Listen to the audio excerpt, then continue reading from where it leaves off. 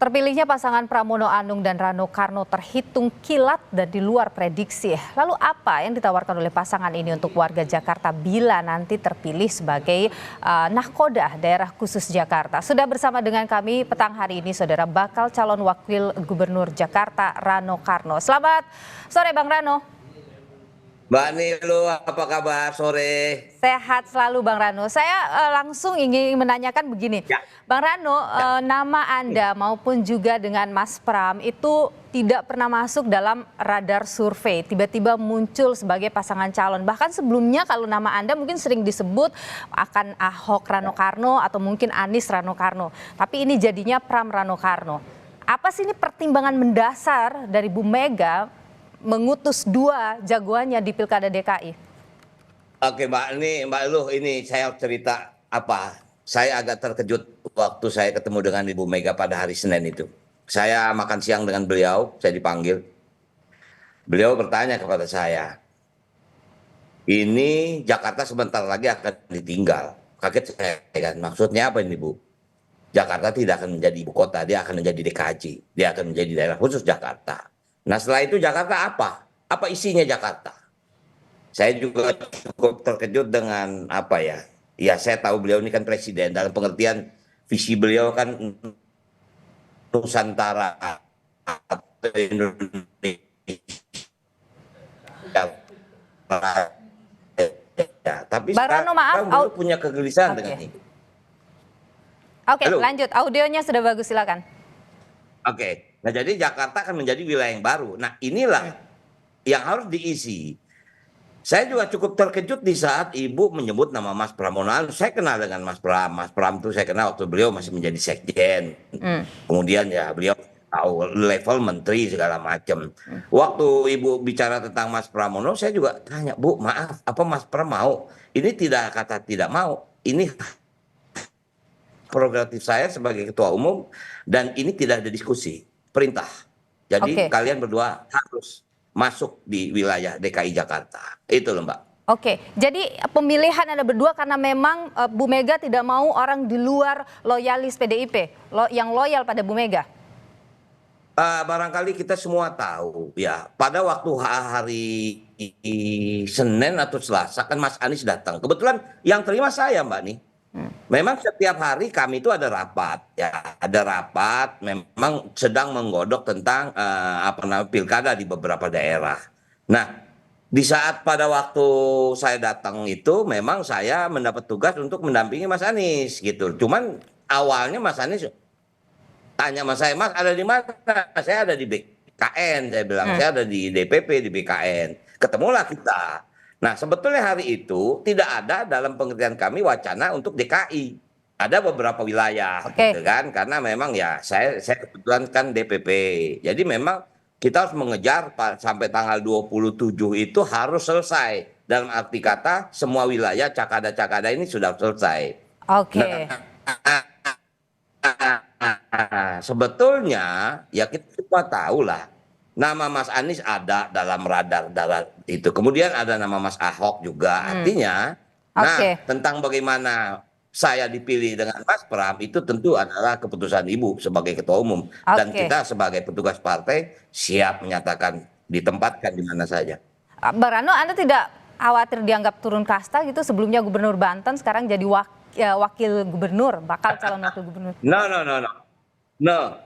Tidak. Saya jujur pada waktu Ibu bicara itu, saya terpanggil, Mbak. Saya jujur terpanggil. Saya minta maaf, mungkin saya saya orang sangat romantis. Saya punya kesan kepada impian seorang Sabeni atau babenya Sidul tentang satu saat lo harus jadi gubernur DKI. Artinya dalam celotehan-celotehan dia, artinya sebuah jabatan itu kan nggak bisa dikerjakan sendiri. Ya kebetulan sebagai kebijakan ada pada pimpinan ada gubernur, tapi seorang wakil gubernur itu juga punya fungsi yang tidak bisa diabaikan, Mbak. Nah, jadi artinya buat saya ada masalah turun tahta pernah jadi gubernur, kemudian sekarang jadi wakil gubernur. Ini tugasnya berbeda dan kapasitasnya jauh lebih complicated Oke. daripada Provinsi Banten. Kompleksitasnya. Jadi yang ditawarkan oleh Pramono dan Rano Karno apa ini? Mengingat Jakarta ini berbeda dengan Banten, Mas. Sangat heterogen, kota yang Betul. metropolitan, pusat bisnis Ya. ke depannya. Ya, artinya begini, tentu kita sudah punya visi misi yang memang digodok oleh partai. Supaya apa? Ini menjadi satu guidance panjang bagi semua calon gubernur, wali kota yang memang ada di kabupaten kota masing-masing. Selain memang kita ini kan provinsi, wali kota, bupati itu kan semuanya representatif atau perwakilan dari pemerintah pusat. Pusat punya rencana dan daerah juga punya rencana. Nah, artinya untuk tahun 2024 ini DKI telah mengesahkan APBD-nya. Nah, tentu kalau APBD itu sudah berdasarkan istilahnya visi misi dari pimpinan terdahulu. Nah, untuk 2024-2025 dengan anggaran 85 triliun, kita harus menjalankan itu. Sambil kita siapkan visi misi untuk 2025 dan selanjutnya. Oke, Nah, yang ditarget utama apa di situ, Mas? Jadi target utama di situ yang jadi program prioritas utama yang harus diselesaikan di DKI bagi pasangan Pramono Rano Karno itu apa? Mbak, dalam pemerintahan di mana-mana, apapun di mana-mana, itu sebetulnya hanya dibagi menjadi dua. Satu urusan wajib, satu urusan pilihan. Urusan wajib itu adalah yang terkait dengan pelayanan dasar. Misalnya seperti pendidikan dasar, kesehatan, lingkungan hidup, perhubungan, kependudukan, dan sebagainya. Itu adalah yang dikatakan urusan wajib. Nah, kalau urusan pilihan itu tergantung bagaimana potensi, misalnya perikanan, kemudian pariwisata, pertanian, kehutanan, energi. Nah, artinya dari dua urusan wajib dan urusan pilihan itu adalah konsentrasi full dari sebuah pemerintah daerah di mana saja. Ini undang-undang. Sementara kita tahu Jakarta itu infrastruktur, kemacetan, banjir, sekarang ditambah lagi dengan iklim climate change, di mana air laut di sebagian utara sudah mulai meningkat. Ini harus menjadi pemikiran-pemikiran selanjutnya ke depan. Jadi itulah keberpihakan dari seorang pimpinan. Nah, itulah barangkali kenapa Mas Pramono Anung diperintahkan Ibu sebagai gubernur, karena beliau itu seorang konseptor. Yakin saya. Jadi ini sebetulnya, minta maaf, bukan saya kampanye, belum waktunya kampanye. Ini pasangannya paling ideal sebetulnya. Oke, tapi Mas Pram begini, dari sekian, Bang Rano begini, dari sekian banyak masalahnya Jakarta ini, kalau pasangan Pram Rano Karno mau mulai dari mana dulu diselesaikan? Yang mana dulu? Pak, seperti saya katakan tadi, kita masuk ke sebuah wilayah, itu tidak bisa kita melangkah sendiri. Mereka sudah punya perencanaan awal. Kita lihat apa prioritas kalian. PJ gubernur sekarang prioritasnya apa? Oh ini. Itu sudah disepakati oleh DPRD. Akan melanjutkan berarti ya? Iya, DPRD sudah melanjutkan. Dia mengetok anggaran 85 triliun, itu harus dikerjakan. Kalaupun ada perubahan, nanti di APBD perubahan. Bahwa kita sebagai gubernur atau wakil gubernur yang baru, kita punya program ini yang tidak ada dalam APBD kemarin. Nah itu mekanismenya Mbak. Nggak bisa ujuk-ujuk kita gubernur datang, saya minta maaf siapapun. Dia tidak bisa membawa sebuah perencanaan sendiri untuk tahun 2025 yang sudah disepakati oleh DPRD. Itulah sebuah mekanisme kepemerintahan Mbak. Gitu. Oke, Bang Rano, Anda ini dikenal, kita tahu Anda dikenal sebagai sidul, seniman. Anda juga sangat dekat dengan kebetawian gitu lah, meskipun Anda sebelumnya di Banten seorang politisi gitu. Anda ingin Rano Karnonya sendiri itu ingin bawa apa? Wow, saya sangat berterima kasih di saat tim atau Taman Ismail Marzuki dijadikan revitalisasi sebuah tempat kesenian. Walaupun memang sebelum tim itu dibuat, para seniman pernah bertemu dengan saya. Dulu tim itu dikelola oleh seniman. Sekarang dikelola oleh badan BUMD daerah. Di mana kesenian itu sangat terlalu mahal. Bahwa ini saya bicara frame kecil saja. Untuk menyewa sebuah tempat arena di tim itu tidak bisa dikejar oleh seniman. Nah ini harus cari solusinya Mbak. Artinya memang secara realita maaf dulu tim itu kan kotor, jorok, kumuh. Sekarang direvitalisasi begitu mewah, tapi tidak terkejar dengan seniman. Nah ini tentu saya akan ada di situ. Oke, Gitu loh. jadi Anda juga akan menghadirkan program-program untuk seniman gitu, kesenian Betawi Pasti, misalnya Mbak. itu. Sekarang begini, saya minta maaf saya potong. Saya pada waktu itu, saya tinggal di daerah Tebet. Atau di beberapa daerah di Jakarta itu balai rakyat ada banyak, Mbak.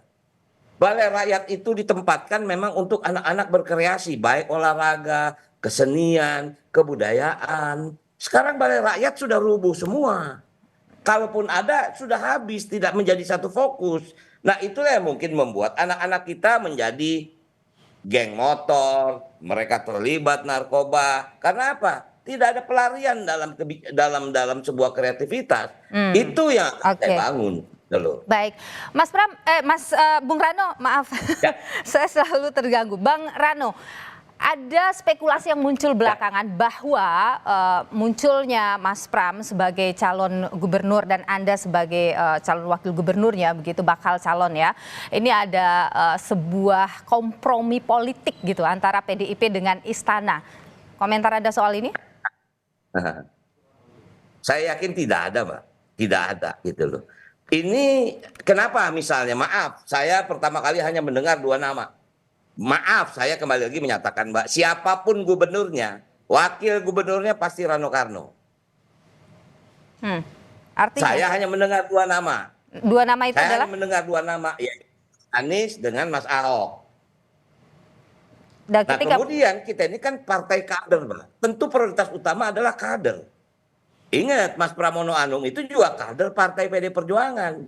Oke. Yang mempunyai jalur profesional yang birokrasi yang luar biasa, lebih panjang daripada Ahok atau lebih panjang dari seorang Rano Karno. Jadi saya jujur begitu saya mendengar nama Mas Pram disebut dan saya dengar Mas Pram mau, itu yang membuat saya semangat. Yang ini membuat momen saya spekulasi untuk ini membenahi. muncul kan karena bagaimanapun Mas Pram itu dekat dengan Pak Jokowi dan dia juga dengan pengalaman politik yang sudah sekian puluh tahun itu dekat dengan ketua-ketua umum partai. Bahkan Mas Pram bilang juga bahwa dia ditelepon dan mendapat juga semacam support begitu dari sejumlah ketua umum partai. Jadi Mas Pram ini memang sosok yang paling diterima oleh semua kelompok begitulah kalau kita bicara partai-partai politik, sehingga ini yang disebut wah Mas Pram ini adalah sosok yang paling bisa jadi kompromi gitu. Mas Pram itu adalah seorang politisi Mas Pram itu seorang politisi yang sangat senior. Ya, artinya beliau sangat dekat dengan, maaf kalau saya boleh menyebut, dengan Pak Prabowo dekat, apalagi dengan Pak Jokowi dekat. Mungkin saja normatif lah barangkali begitu Mas Pram mungkin lapor kepada Pak Presiden, Pak izin saya diperintahkan untuk, pasti Pak Presiden, ya saya minta maaf Mbak, saya minta maaf. Biar bagaimana darah Pak Presiden itu masih darah merah. Oke. Pasti akan ada gitu loh. Apa ya? Apa ya? Apa? Walaupun mungkin kita ada sedikit gesekan, tapi mungkin secara nggak langsung begitu beliau laporan, Pak izin saya diperintah Ibu untuk menjadi gubernur. Pasti jawaban pertama, monggo silakan maju. Pasti gitu Mbak. Oke. Terakhir Bang Rano. Ya. Pak Ahok kemarin mengantar, memberikan semangat. Pak Ahok nanti ini akan dapat peran apa di masa kampanye? Wah, beliau itu malah siap sebetulnya menjadi ketua tim. Tapi tentu saja ini begini Mbak, pilkada ini serentak di mana-mana, nggak mungkin kita ada di satu tempat. Mungkin saja Ahok ditugaskan tempat lain. Kalau di karena Jakarta? memang mungkin di Jakarta, Kalau di Mas Jakarta? Adrian Napitupulu, ini kita belum tahu nih Mbak. Tapi artinya sosok Ahok itu sangat kita perlukan sebagai masukan kita. Oke, kalau misalnya Pram dan Rano Karno terpilih, Pak Ahok akan dapat peran sebesar apa untuk kemudian membantu membangun Jakarta? Wah, tentu dia akan banyak memberikan masukan gitu. Saya sangat akan tahu ada posisi Pak khusus Ahok. gitu misalnya untuk Pak Ahok? Nggak ada khusus-khususan, nggak ada. Dia tetap menjadi apa ya? Ya sebagai think tank saja oke. Tidak ada istilah masuk dalam staf ahli, staf khusus, tidak ada. Karena kebetulan Pak Ahok tuh yang punya tugas di DPP partai. Oke, tapi tetap akan membantu gitulah ya kira-kira. Pasti kita semua, makanya saya bilang Bang Edi Pras ya, mantan DPRD, kemudian tadi juga diantar Bang Eriko Sutarduga sebagai anggota DPR. ya kita semua duduk bersama. Oke. Apa yang bisa kita lakukan? Walaupun maaf Mbak, secara guidance kita udah tahu bagaimana pemerintahan itu dijalankan. Tinggal kebijakan apa yang kita mau prioritaskan. Itu saya katakan. Jakarta 85 triliun. Mau bikin apa? Pendidikan seperti apa? Kesehatan Oke. seperti apa? Kemudian infrastruktur seperti apa? Jadi kita tinggal pilih kita mau prioritas apa dulu. Oke, Oke. kita bikin, maaf, misal kita bikin di selatan, utara mau banjir. Bagaimana nih? Bagaimana bendungan di sana? Makanya dulu kan ada rencana untuk bangun great water itu kan apa namanya Ya. itu bendungan besar untuk menahan abrasi sungai laut. Makanya di sana kenapa ada apa namanya pulau-pulau itu sebetulnya kan awalnya untuk semuanya climate change, Mbak. Oke, baik. Kita akan tentu nantikan bagaimana proses kampanye yang akan berjalan, termasuk juga ya visi misi Anda yang lebih clear, lebih jelas lagi tentu nanti akan kami nantikan, ditunggu oleh warga Jakarta. Terima kasih Bang Rano Karno, bakal calon wakil gubernur dari DKI Jakarta dari PDIP. Terima kasih.